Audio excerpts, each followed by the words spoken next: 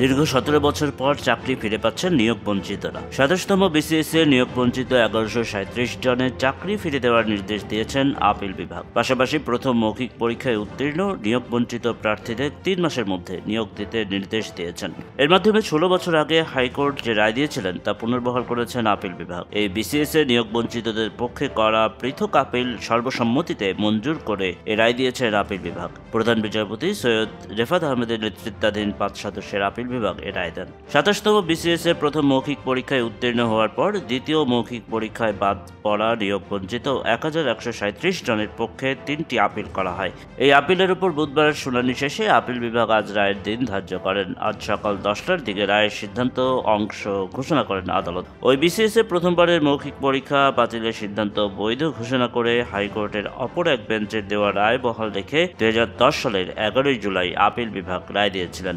এই রায় আজ বাতিল ঘোষণা করেছেন দেশের সর্বোচ্চ আদালত। আদালতে আপিলকারীদের পক্ষে শুনানিতে ছিলেন জ্যেষ্ঠ আইনজীবী সালাউদ্দিন দোলন ও মোহাম্মদ রুহুল কুদ্দুস এবং আইনজীবী মোহাম্মদ শিশির মনির। রাষ্ট্রপক্ষে শুনানি করেন অতিরিক্ত অ্যাটর্নি জেনারেল অনিকার হক। সরকারি কর্ম কমিশনের পক্ষে শুনানি করেন আইনজীবী মোহাম্মদ খালেকুজ্জামান ভূঁইয়া। রায় ঘোষণার সময় নিয়োগ বঞ্চিত প্রায় শতাধিক প্রার্থী আদালত কক্ষে উপস্থিত ছিলেন। রায়ের পর আপিলকারী প্রার্থীদের জ্যেষ্ঠ আইনজীবী সালাউদ্দিন দোলন বলেন, এই রায়ের ফলে প্রায় 1200 জনের মধ্যে যারা যোগদান করতে চাইবেন তারা 27তম ব্যাচে ধারণাগত জ্যেষ্ঠতা সহ নিয়োগ পাবেন। আইনজীবীর তথ্যমতে 1/11 সরকারের সময় 27তম বিসিএস এ দ্বিতীয় মৌখিক পরীক্ষার সিদ্ধান্ত নেওয়া হয়।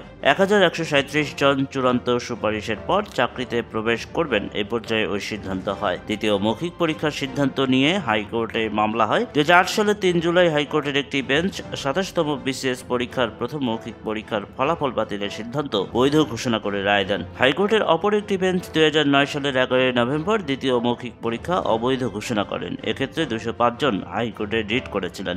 সংশ্লিষ্ট ব্যক্তিদের তথ্য অনুযায়ী 2007 সালের 21 জানুয়ারি 27তম বিসিএস এর প্রথম মৌখিক পরীক্ষায় 3567 জন উত্তীর্ণ হন। তৎকালীন তত্ত্বাবধায়ক সরকারের উপদেষ্টা পরিষদ ওই বছরের 30 মে প্রথম মৌখিক পরীক্ষার ফলাফল বাতিলের সিদ্ধান্ত নেয়। এর পরিপ্রেক্ষিতে পিএসসি ওই বছরের 1 জুলাই প্রথম মৌখিক পরীক্ষার ফলাফল বাতিল করে। ওই বছরের 29 জুলাই দ্বিতীয় মৌখিক পরীক্ষা অনুষ্ঠিত হয়। 2008 সালের 23 সেপ্টেম্বর দ্বিতীয় মৌখিক পরীক্ষায় 3229 জন উত্তীর্ণ হন। পরে তাদের চাকরিতে নিয়োগ দেওয়া হয়।